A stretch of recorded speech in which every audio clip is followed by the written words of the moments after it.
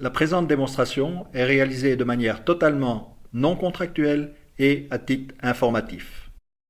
Le prix de vente d'un appartement une chambre moyen dans cette promotion est de 140 500 €. La TVA de 21% sur cette acquisition représente 29 505 €. Les honoraires de notaire sont de 2 975 €, TVA comprise. Que vous preniez le notaire du vendeur ou que vous preniez votre propre notaire, les honoraires resteront les mêmes. La provision pour frais divers de notaire, TVA comprise, sera de 1 300 €. La participation à l'acte de base de l'immeuble sera, elle, de 500 €, TVA comprise. Provision pour frais de raccordement, 5 500 €. Le total des frais d'acquisition sont donc de 39 780 €. C'est effectivement plus élevé qu'en achetant de l'ancien. Mais ici, vous bénéficiez d'un immeuble neuf, aux technologies à la pointe du progrès et d'une garantie décennale. Le coût total de l'acquisition est donc de 180 280 €, cave et première couche de peinture comprises. C'est bien de parler des dépenses, mais de l'autre côté, nous avons les rentrées. De manière conservatrice, on peut estimer le loyer mensuel d'une chambre neuf à cet endroit à, grosso modo, 535 € par mois, le locataire payant en plus les charges. Le loyer annuel est donc de 6 420 €, soit 535 multiplié par 12.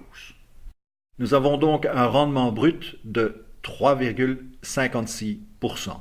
Dans les frais, on peut estimer le précompte immobilier payable chaque année à un gros mois de loyer, soit environ 589 €.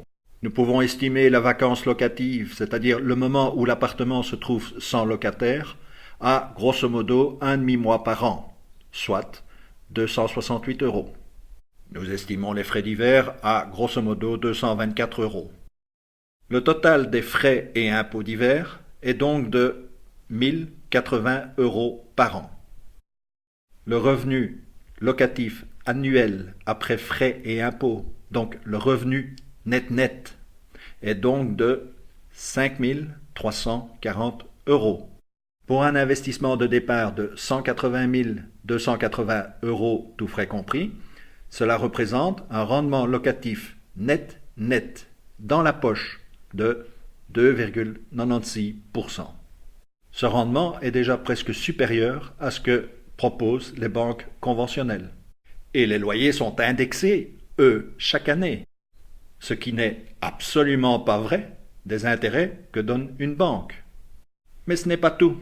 Il y a aussi la plus-value sur votre investissement. Selon le Service public fédéral économie, donc c'est pas nous qui inventons les chiffres, c'est le Service public fédéral économie, le prix moyen d'un appartement à Gembloux en 1997 était de 59 854 €. En 2007, il était de 121 140 €. En 2012, de 213 368 €.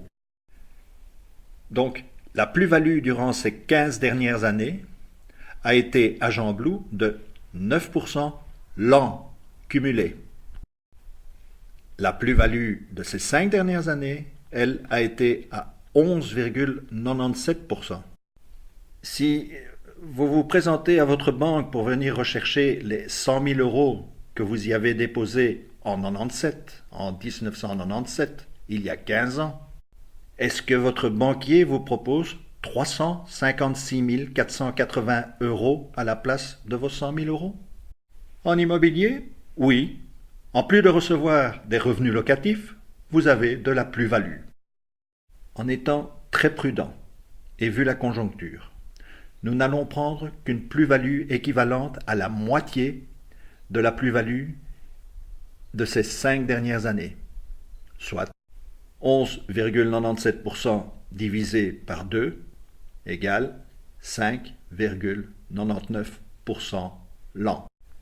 Attention, nous sommes obligés de vous dire que les rendements du passé ne peuvent être une garantie pour les rendements du futur.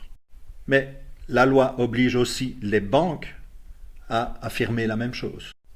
Et vu les péripéties de ces dernières années, nous comprenons pourquoi.